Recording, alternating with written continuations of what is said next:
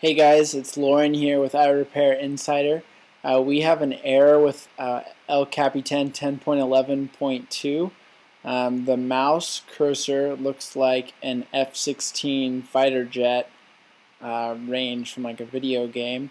Everywhere you go, it just kind of follows you. We found that this error can be fixed if you update to 10.11.3, and that problem should go away.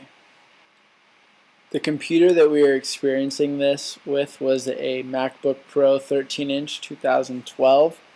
I don't know that it's the case with others, but if you go to the App Store, there will be a new update for 10.11.3, which was released on January 19th, 2016, or if there might be a newer one by now. Thanks for watching, guys.